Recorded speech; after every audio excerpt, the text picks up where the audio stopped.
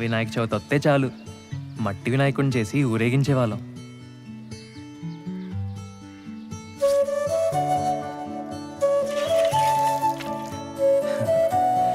ఏది చూసినా ఆశ్చర్యమే మాకు. టైర్ ఆట, కొబ్బరాకులతో చేసే కళ్ళజోళ్ళు, బచ్చాలాట, ఆదివారం 9 గంటలకు వచ్చే పంచతంత్రం, వీడియో గేమ్లు, ఉయ్యాలాట, జామాకులతో చింతపండు కలుపుకొని తినేవాళ్ళం తెలుసా. అసలు పొద్దున్న లేస్తే మా పనల్లా ఆడుకోవడమే. రాదే రాదే అలుపంటూ రాదే ఆడేస్తున్నా ప్రతి పూటే, వాడు వీడు అని తేడాలే లేవే, ఓ చోటే చేరి ఆడమే.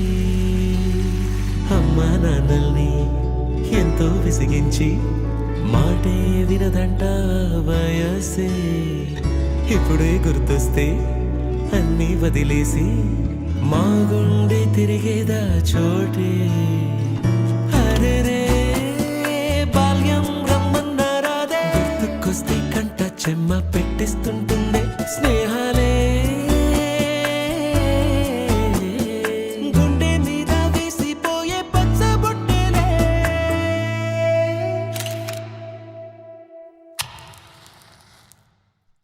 ఆ రోజులు మళ్ళీ రావు, ఈ రోజుల్లా కానే కావు, అంతేలేని ఆనందాలు వెంటే వస్తే అంటే చాలు.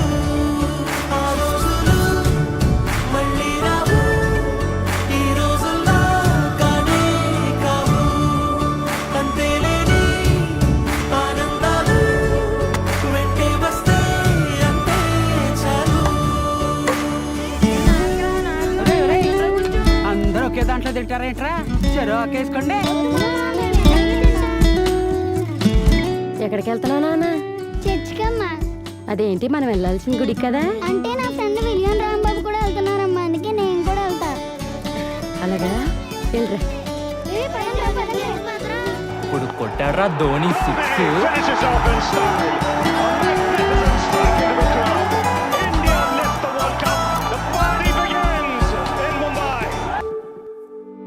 సొంత ఊరిలో కన్నవారితో ఉండే వేరేలే మనసంతా హాయిలే, ఎంత మారినా సాటి రావులే, అమ్మమ్మ ఇచ్చే వందకే.